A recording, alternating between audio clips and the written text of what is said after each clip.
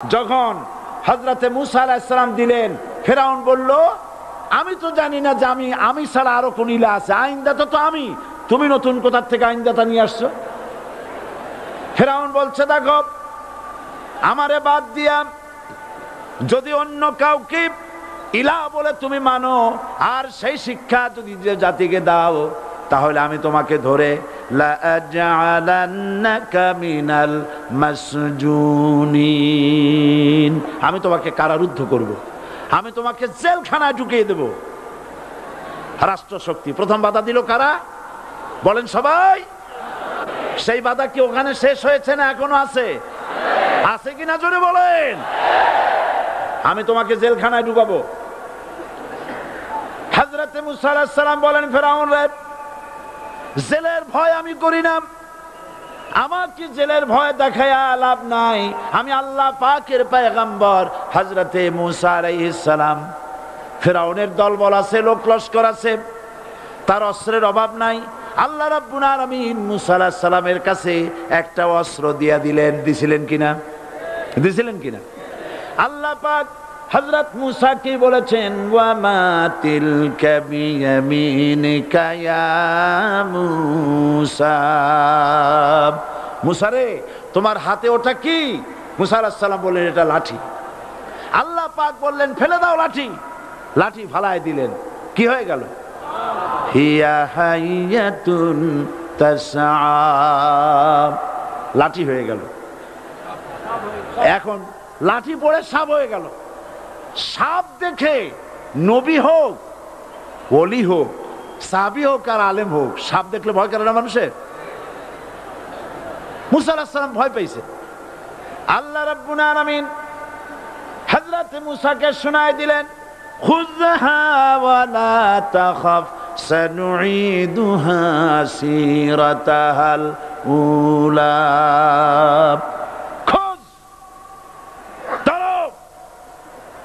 লা তাখাফ, ভয় পেও না। আল্লাহ বলছেন ধরো, ভয় পেও না। ধরার সঙ্গে সঙ্গে স্বাভাবিক অবস্থায় ফিরে আসবে, আবার লাঠি হয়ে যাবে। এখন আল্লাহ বলছেন ধরো। মুসা আলাইহিস সালাম কি ভয় পাওয়া উচিত হবে? উচিত হবে? মুসা আলাইহিস সালাম কি ভয় পাইছিলেন? কারণ হচ্ছে এই দুশমনের শক্তিটা খুব বড়ই দেখা যায়, মনে হয় যেন অনেক বড়, কি জানি কি।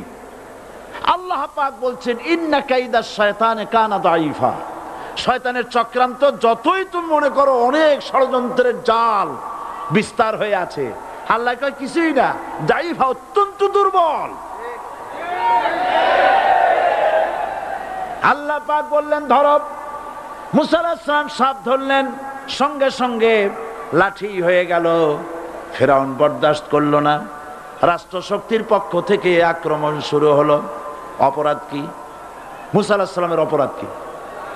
কি অপরাধ? মাশাআল্লাহ, বুঝতে পেরেছেন। অপরাধ হচ্ছে তিনি বলেছেন লা ইলাহা, জোরে বলেন, লা ইলাহা ইল্লাল্লাহ। এই কালেমাকে আজ আমরা ভিক্ষার বুলি বানাইছি। এটা হলো সার্বভৌমত্বের বুলি, এটা হচ্ছে আল্লাহ পাকের সার্বভৌমত্বের কথা। আজ আমরা মানুষের কাছে আমরা শুনি, মানুষেরা ভিক্ষা চায়, লা ইলাহা ইল্লাল্লাহ, এক মুঠ চাউল দেন, লা ইলাহা ইল্লাল্লাহ 10 খান পাই দেন। এই হচ্ছে কালেমার জিকির। আবার কেউ কেউ জিকির করতেছে লা ইলাহা আস্তে, ইল্লাল্লাহ জোরে, এমন জোরে কলব সাফ করে, কলব তাতে থাকলেও পারে, গেলেও পারে। এই কালেমার জার, এর আঘাত পয়গম্বররা মেরেছেন। হযরতে মুসা আলাইহিস সালাম যখন বলেছেন লা ইলাহা ইল্লাল্লাহ, এই ধাক্কা ফেরাউন বরদাস্ত করতে পারে নাই। দরিয়ায় নীলের ভিতরে আল্লাহ পাক ডুবাইয়ে শেষ করে দিয়েছেন, দেন নাই? হযরতে মুসা আলাইহিস সালাম, তার উম্মতেরা দরিয়ার পাশে বসে দ্বীনি কথাবার্তা বলতেছেন। এমন সময় ফেরাউন, তার শত্রু হচ্ছে মুসা আলাইহিস সালাম। শত্রু কেন? মুসা কি ফেরাউনের পাকা ধানে মই দিয়েছে নাকি? বলেন আপনারা। তার হালের গরু পিটায় মারছে নাকি?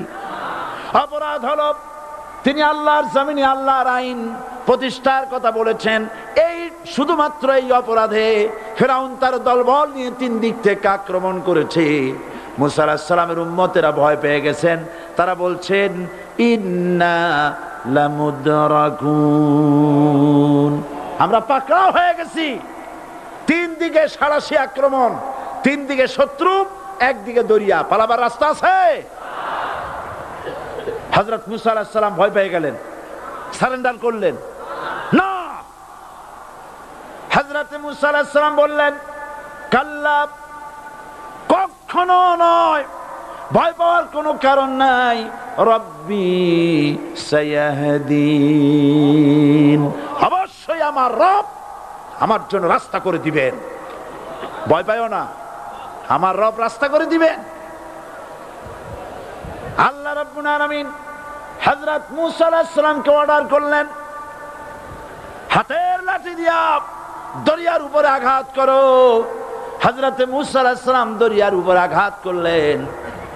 রাস্তা ছিল দরকার একটার, এক বাড়িতে আল্লাহর হুকুমে লাঠি দিয়ে একটি আঘাত করার সঙ্গে সঙ্গে হযরত মুসার তার সঙ্গী সাথী দরিয়া পার হওয়ার জন্য দরিয়ার মধ্যে দিয়ে আল্লাহ 12টা রাস্তা পয়দা করে দিলেন। সে আল্লাহ আছে না নাই? এত আসতে বলেন কেন? ভয় পাওয়ার কারণ আছে? রাষ্ট্র শক্তি বাধা দিয়েছে সমস্ত নবীদেরকে। কেন? নবীদের চরিত্র খারাপ? জোরে বলে, নবীদের চরিত্র খারাপ? নবীদের চাইতে মাসুম বেগুনাহ উন্নত চরিত্রের মানুষ আল্লাহর আকাশের নিচের জমিনের উপরে আর হয় নাই। তোমরা যে সামনে তাদের পিছনে দৌড়াও, অমুকের সৈনিক, নেতা নেতা করে মরো, এইসব নেতা যাদের পিছনে দৌড়াও, এই নেতাগুলি, আমি জিজ্ঞেস করি আপনাদেরকে, এই নেতাগুলি জীবনে একবারও জেনা করে নাই? এ ব্যাপারে অনুসারীরা আপনারা কি নিশ্চিত? মিথ্যা কথা জীবনেও কয় নাই, প্রতারণা করে নাই, ঠাট্টা করে নাই, বিদ্রুপ করে নাই, মদ খায় নাই, মানুষ হত্যা করে নাই। কিসের নেতা? নেতা হচ্ছেন সেই ব্যক্তি যিনি বলেছেন, ও আমার স্ত্রীরা, ও আমার সাহাবীরা, রাতের আধারে আমার মধ্যে যা আচরণ দেখতে পাও, দিনের আলোতে আমার মধ্যে যা দেখতে পাও, সবগুলি খুলে খুলে মানুষের কাছে বলে দাও। তার নাম বিশ্বনবী মুহাম্মদ রাসূলুল্লাহ সাল্লাল্লাহু আলাইহি ওয়াসাল্লাম।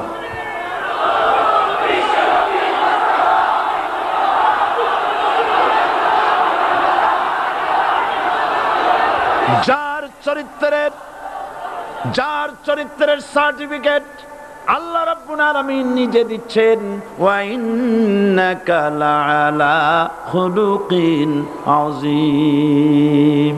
নবী হে, উন্নত চরিত্রের উপরে আপনি প্রতিষ্ঠিত। সুবহানাল্লাহ। কে সার্টিফিকেট দিচ্ছেন? আযীম, আযীম। আরবিতে চওড়াকে বলা হয় আরিদ, গভীরতাকে বলা হয় আমিক।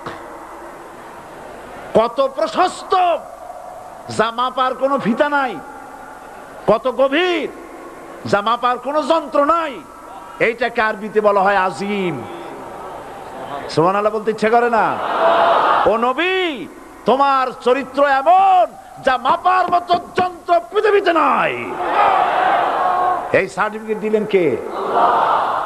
সমস্ত নবীরাই চরিত্রবান, নবীরা মাসুম বেগুনাহ। সুবহানাল্লাহ বিহামদিহি। সেই নবীরা মার খান নাই? খেয়েছেন কিনা বলেন? কারা মেরেছে? রাষ্ট্র শক্তি। কারা মেরেছে? কারণ নবীরা বলেছেন লা ইলাহা ইল্লাল্লাহ। পড়েন সবাই, লা ইলাহা ইল্লাল্লাহ। আপনিও যদি নবীদের মতো, সাহাবীদের মতো বুঝা এই কলেমার দাওয়াত দেন, বাধা আসবেই। বোঝাবুঝির ব্যাপার, বুঝতেই সারলো। কত মাহফিল হয় বাংলাদেশে, হয় না? কোনো বাধা নাই, ঠিক কিনা? কত পূজা হয়, পার্বণ হয়, গান হয়, থিয়েটার হয়, গুণগার বিবির গান হয়, কত কিছু হয়। কোনো বাধা আছে? তাফসীরের মাহফিলে বাধা।